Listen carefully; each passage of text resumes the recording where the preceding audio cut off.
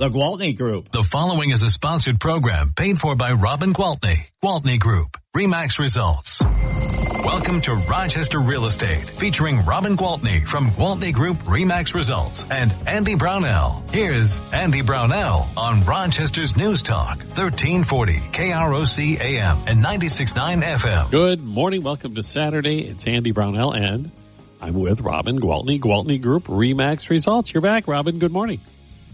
Good morning. It's nice to be back. Had a great time chatting with Elizabeth last week. She did a good job. I listened to the show. I was really impressed. You know, I say this every time. When I travel, it's fun to go places. It's fun to see things, but it's always so good to be home. And now I'm home. I'm done traveling for this year. It's like, oh, wow. Okay. Yeah, because, you know, it's holiday season, and not only that, but this is when we really like to put a lot of agents like to just kind of fizzle out now and say it's the holidays. We don't need to work too hard. We'll kind of coast the rest of the year. It's kind of a mentality. It's exactly the opposite for us. It's like, okay, let's finish strong. Let's get everything we have that's still out there available sold. Let's start with new inventory come the first of the year. Let's, just really be on it. So we're really focused, and come into the office building and you'll see our team, 50% of us are here every single day, and not so much a lot of others. I mean, there's a lot of people that work from home and some that just come and go, but yep, we're here and we're working. Well, you just came back from California, right? I did. I was in Sonoma County. Actually, I was all over the place.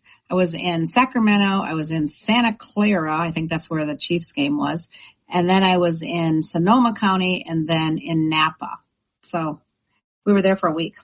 Got all over the place. So did you go to the football game? We did.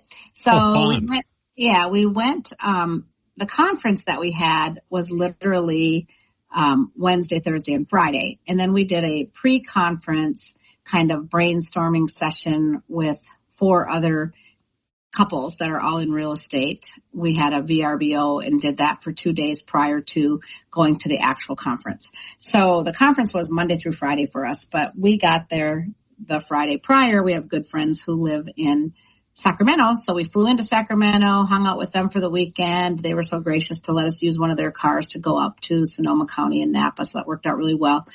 But they said, oh gosh, the Chiefs are in town playing the 49ers, not town as in Sacramento, but town as in California. So we ended up from their house taking a train. It was like a 2.5-hour train ride. It stops right at the football stadium. Super easy. We played cards on the train. It was fun.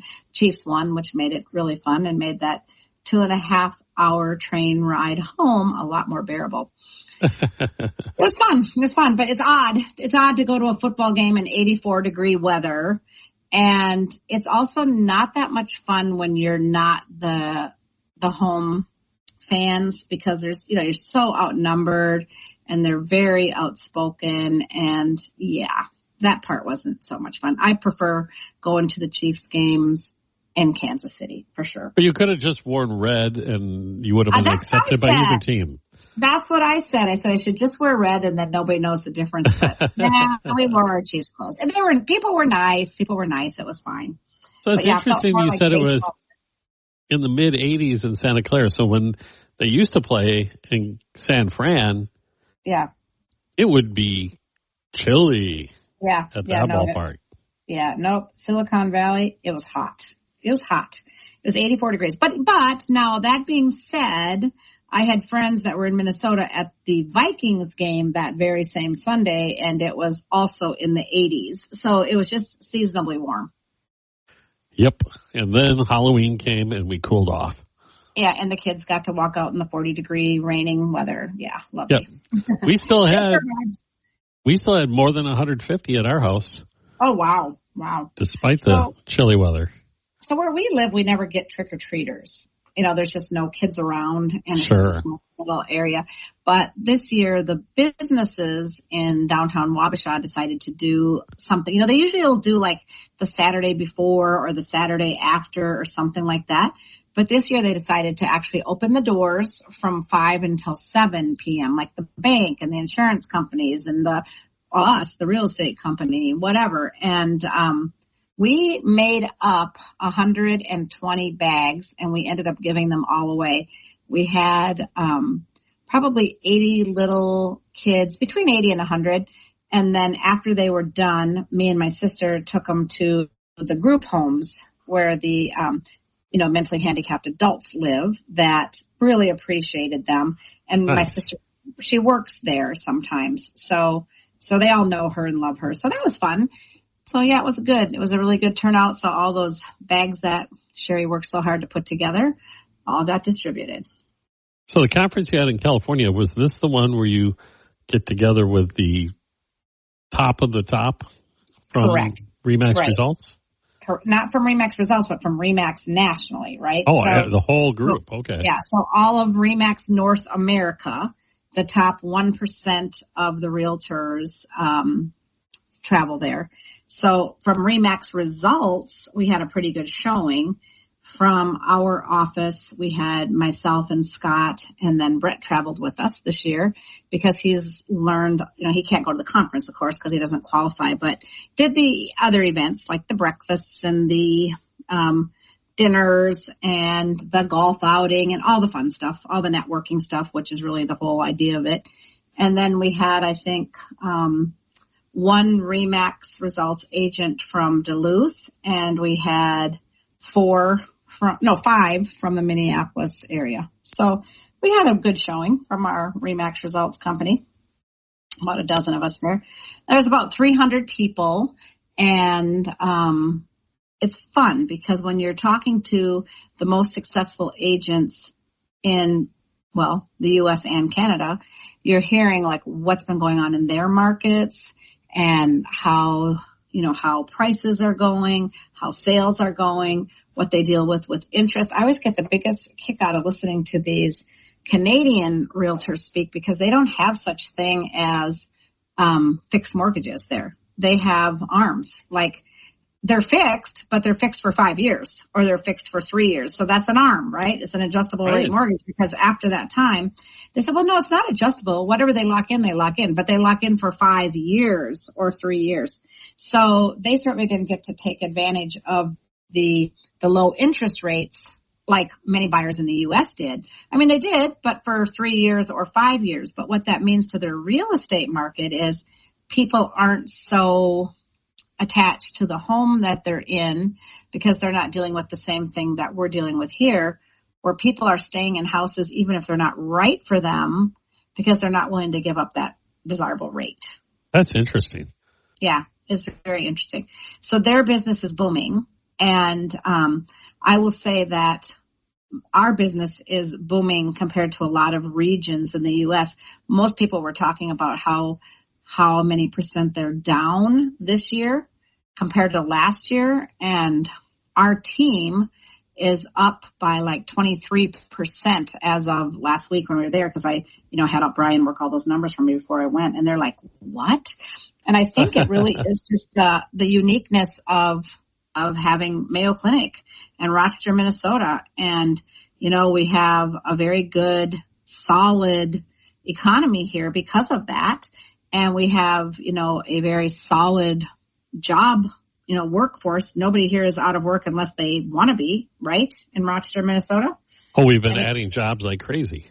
Right. And also, people come and go. So even if they love their interest rate, if their fellowship is up and they're taking a job in another state, chances are they're going to sell that house. Now, some of them do keep them and keep them as rental properties because the rate that they have is so desirable. But most of them realize, you know what, I want to focus on being a doctor, not really so much as being a landlord from several states away. So even the people that consider it and think about it, even if they do it for a year, they often will say, okay, you know what, I'm not really digging this. I think I do want to just sell it. So it does keep it keeps the inventory moving.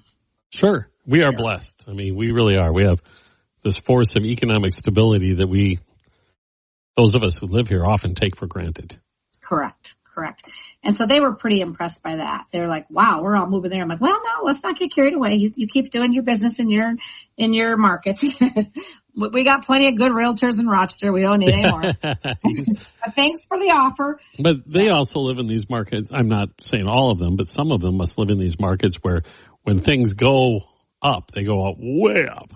Yeah. So I had dinner so they one have night. More cyclical. Yeah. And I had dinner one night with this young guy. I mean, when I say young, I guess he was probably in his 40s. I think he's been a realtor for 20 years. So probably mid to late 40s. Very successful. As an individual agent, he is ranked number 7 in the RE/MAX franchise. Wow. So I was like, geez, how many houses does this guy sell? So of course I was very interested in hearing. And so I said, so how many houses, I said, do you have a team? And he goes, no, I don't have a team, but I have, 3 assistants. So, he's the only realtor, I think maybe licensed assistants even, but he doesn't have a team in the same sense that I have a team. But even on my team, we'll talk about, okay, we've sold 256 houses, but how many have I sold, right? So I got all these statistics before I left, and I've personally sold 71 or 2 houses. I think it was 70 when I left, and I sold one the first day I was gone, and I sold one a couple days after I was back. So I think it's 72. I don't know. Anyway, he told me, I said, how many houses have you sold? And he goes, oh, quite a few. I said, I'm sure. Can I ask you how many? He goes, yeah, 53. And I'm like, 53? I go, what is your average price point? Yeah, that's what it's going to be, right? 1.5 million. Yeah. Well, yeah, I guess if you're selling 53 houses and the average price point is 1.5 million, yeah, I can see why you're in the, top 10 individual agents in the corporation. And believe me, I am not begrudging him. Good for him, because I'm sure he is a very skilled agent, or these people wouldn't continue to hire him. I'm sure he does a very, very good job for his clients. It sure seemed like it. I mean, he was a great guy. And if I have somebody going to Southern California, I'll definitely be sending them his way. That's what the thing I really like about this. We have some real one-on-one time with these agents. So when I do have clients moving, relocating to other areas, and they call me and say, yeah, I want you to sell my house, Robin. I'm moving to Utah, or I'm moving to Idaho, or I'm moving to Michigan, or I'm moving wherever they're moving. I say, do you have a realtor there? And they say no. And I'm like, oh my gosh, let me line you up with someone. And we have this whole group that's within this RE/MAX elite group. So they're all the top 1% of agents across the country. And so I know when I'm sending them there, I'm sending them to a really, successful, good agent. But most of them that I know personally and, have shared meals with, right? And good conversations. So I know that these are the kind of people. I also kind of joke at these conferences, because there's always those ones that, party a little too hard, drink a little too much, whatever. And I always make my little list of people that I will never refer to. And, the naughty and the nice. and I keep that list too. So it's like, yeah, that guy is never getting a referral from me. Absolutely. So, you learn. Everybody's been warned. Yeah, I tell them too. I say, this is good. I learned just as much about who I will refer to as I learn. And yes, I get to learn what their style is, right? Sure. So I like these people that think like I do and do business like I do. I like the people that really put a lot into relationships, because there are, like I've said many times, there are a lot of successful transactional agents. I'm just not one of them. And that's not who I would refer to. We have to take a break already, Robin. We'll do that and come back in just a moment with Robin Gwaltney, Gwaltney Group RE/MAX Results at News Talk 1340, KROC AM and 96.9 FM. We'll be right back with Robin Gwaltney and Andy Brownell on Rochester Real Estate. This is News Talk 1340, KROC AM and 96.9. To Rochester Real Estate with Robin Gwaltney from Gwaltney Group RE/MAX Results and Andy Brownell on Rochester's News Talk 1340, KROC AM and 96.9 FM. Welcome back, everyone. Robin Gwaltney with Gwaltney Group RE/MAX Results with us, as almost always on Saturday mornings. Last week, we missed you, but we had Elizabeth Birch with us. And Robin, we talked a lot about, getting your home, your investment ready for the weather. And we've finally reached that point with, even Halloween arriving. just a couple days ago, and the cold weather, and we start to notice changes about our home as the colder weather comes in. Yeah. Are there some warning signs we should be looking for? I love that you're asking me this, because you've probably seen the same article that I'm about to talk about from Realtor Magazine that was put out, I guess, in conjunction with Halloween. So it was titled "The 7 Spooky Home Sounds That Owners Should Not Ignore." So we'll talk about those. And, this is also funny, because when I talk to agents from across the country and into Canada, well, Canada not as much, but some of these southern states especially, where they just can't even comprehend the change in weather and how that affects real estate, and they're like, what do you mean? If the birds, it's funny.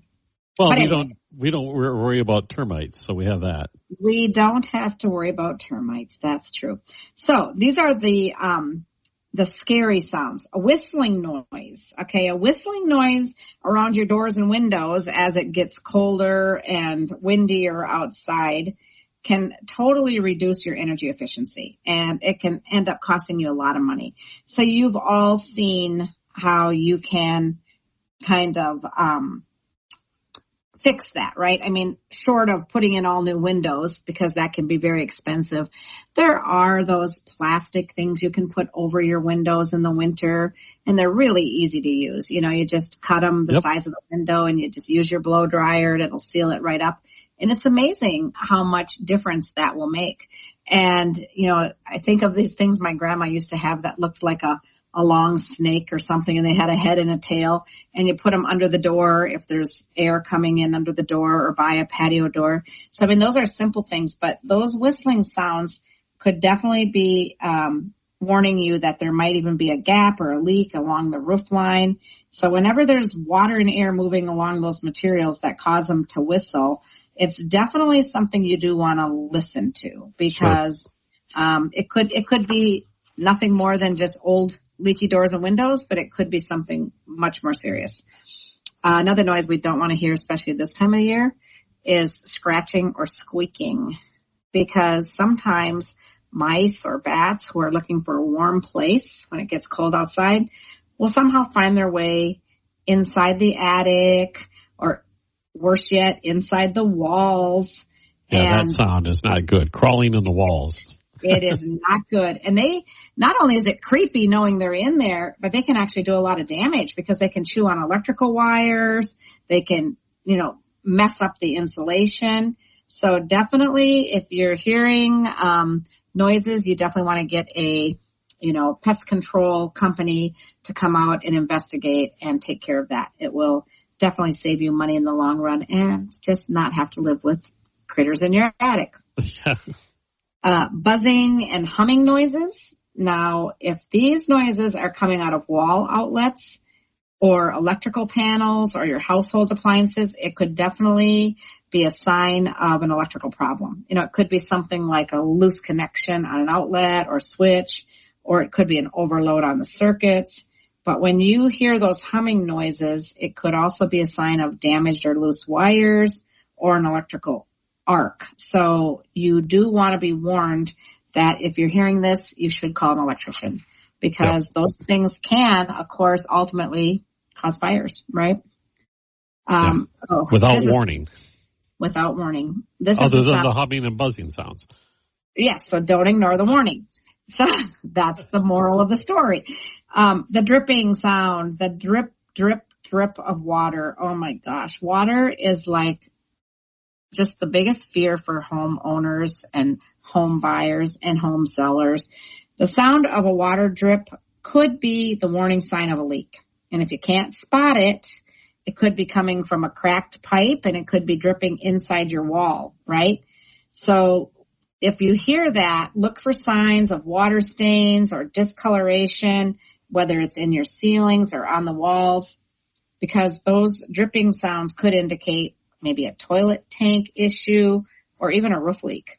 So again, if you've got a dripping noise that you can't identify, get somebody in there to see if they can help you identify before it creates a much bigger problem than you're hoping for. Do not ignore it. Do not ignore it.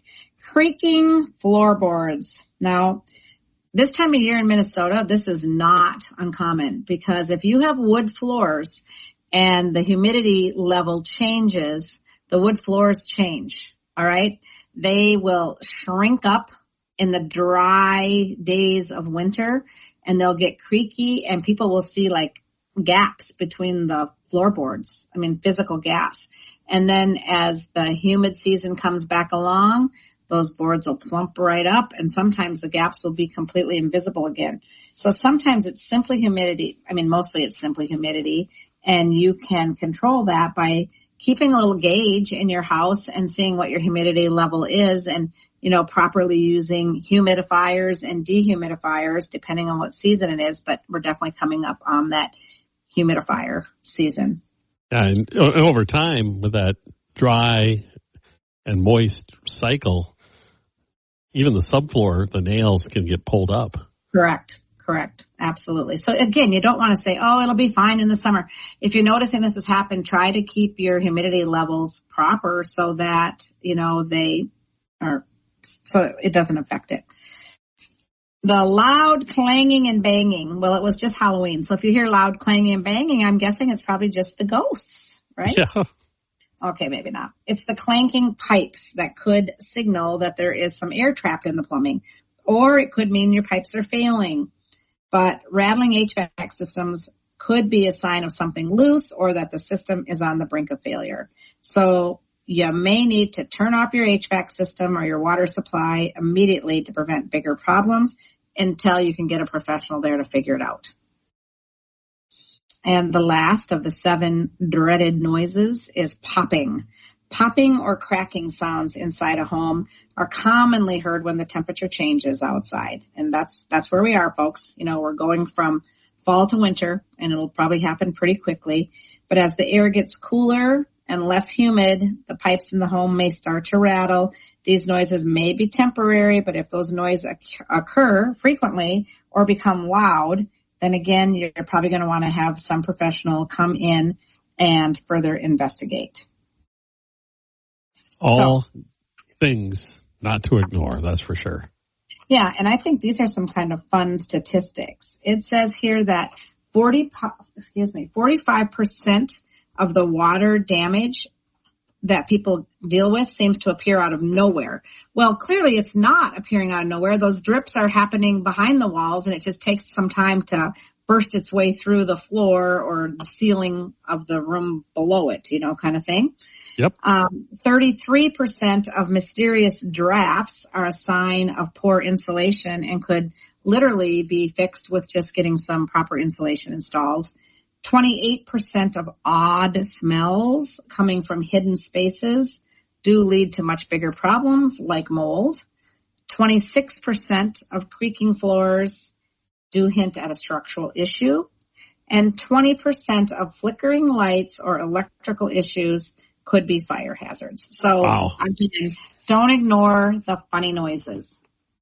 Or the electrical issues. Those really are scary to me. Well, they say that's more of like and you've heard of, I mean, I've heard it before when I'm in house where you hear like little hissing kind of crackling coming out of an outlet and you're like, pretty sure I should not be hearing that coming out of that electrical outlet. So yeah. No, you should not. That's for sure. They're typically kind of a quiet little gadget. Okay, we have to take another break. So we'll do that and come right back with Robin Gwaltney, Gwaltney Group-RE results. News Talk 1340, KROC AM and 96.9 FM. We'll be right back with Robin Gwaltney and Andy Brownell on Rochester Real Estate. This is News Talk 1340, KROC AM and 96 to Rochester Real Estate with Robin Gwaltney from Gwaltney Group-RE results and Andy Brownell on Rochester's News Talk 1340, KROC AM and 96.9 FM. It's Saturday morning with Robin Gwaltney, Gwaltney Group-RE results. And Robin, we've reached that moment in the program where I always ask you if you have any listings you can share. Of course I do, and I would love to. So, a lot of people that I know who live in Rochester like to have a weekend place down by the river. It's becoming more and more common. And I think people like it because you can be there in 45 minutes. Yes. it's just, you don't have to deal with the traffic going all the way up north. And it's actually quite beautiful down on the Mississippi, down by Lake City and Wabasha and the sorts. Oh, yeah, the bluffs. And absolutely. So I just listed a property. The address is 22302, which is clearly the fire number, 708th Street, Lake City, Minnesota. But that's kind of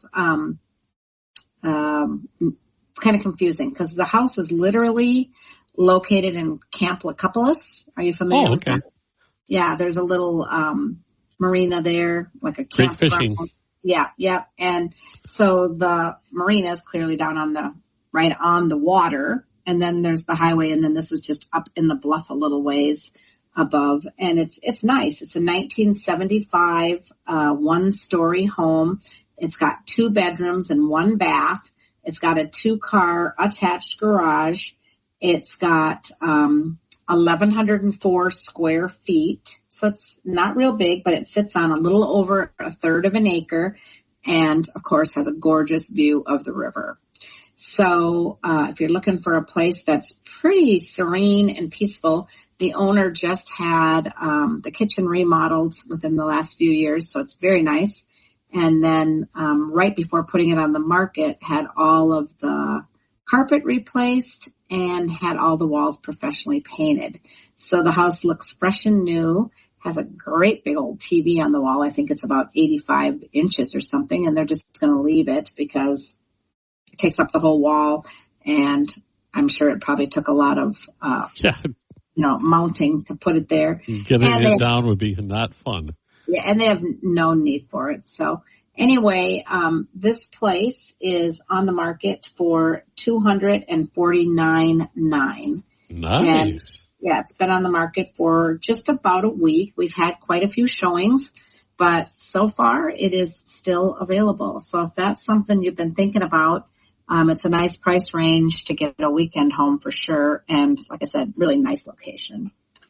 The next one I'll talk about today is 1503 19th Street Northeast here in Rochester. And this one is 319. It was built in 319,000. It was built in 1972. It's got 4 bedrooms and 2 baths and a 2-car garage. And it sits on a 0.16 acres, so, normal neighborhood lot, I guess. Yep. Up in Wilshire Estates. So this one is on the market now just 1 week, and it's going to be open tomorrow from 10:30 till 12. So if you want to see it, you can certainly check it out tomorrow. Of course, those condos that I've been so excited about that are coming in Lake City, 26 luxury condos with the most gorgeous view of Lake Pepin, looking over both that sailboat marina and then the regular marina, and then just down, out at the vast Lake Pepin. Very, very nice building. We have 2 units now reserved, and I think a third one that's very close. There's 26 units total, so we will plan to get those construction started spring of 2025, and will take less than a year to build them. So, exciting project coming to town. Still 23 units at least that are available to reserve. And you can reserve them by putting down a $2,500 deposit. And at that time, you sign the purchase agreement for the unit you're interested in. However, the seller will not sign the purchase agreement until the unit is being constructed and you have decided you're not backing out. In the meantime, if you decide you're backing out, your $2,500 is refunded, and you go on your merry way. So it's an exciting project. And yeah, it's online now, so you can actually go online. The address is 303 South Lakeshore Drive. And we've listed a couple of the different models. We have one of the $950,000 units listed, and that's a 2-bed, 2-bath with 2 garage stalls, 1,450 square feet. And then we've got one of the $849,000 units. That one's 1,200 square feet, 2 beds, 2 bath, 1 garage stall. And then we have the most affordable unit, one of those, which is $499,900, and that one is a 1-bedroom, 1-bath with 1 stall in the underground parking as well. So lots of amenities in that building, but you can go online now and see the virtual tours. So we don't have all 26 units online, but we have one of each type online. Okay. So check those out. Exciting. And one last one if I have time. Okay. This one is 1882 Cary Drive Northeast here in Rochester. Beautiful house. It has 4 bedrooms, 3 baths, a 3-car garage.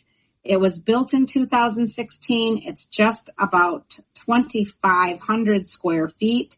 And I personally will be there this afternoon from 1 o'clock till 2:30 and would love, love, love it if you come and check out this beauty, because I want to get it sold, and so do the sellers, and it's a great opportunity for someone who wants to move into that very desirable Northeast neighborhood. So check it out, 1882 Cary Drive Northeast this afternoon between 1 and 2:30. Perfect. Okay. Somebody can't drop by and actually talk to you in person at the open house. Robin, how can they reach you? Of course. Call me anytime on my cell phone. That phone number is 507-259-4926. I am always here to answer any questions that you might have regarding buying a house, selling a house, or anything else that's remotely related to real estate. Feel free to give me a call. All right, Robin. Look forward to talking to you again next week. Thank you so much. Sounds great. Robin Gwaltney, Gwaltney Group RE/MAX results here at News Talk 1340 KROC AM and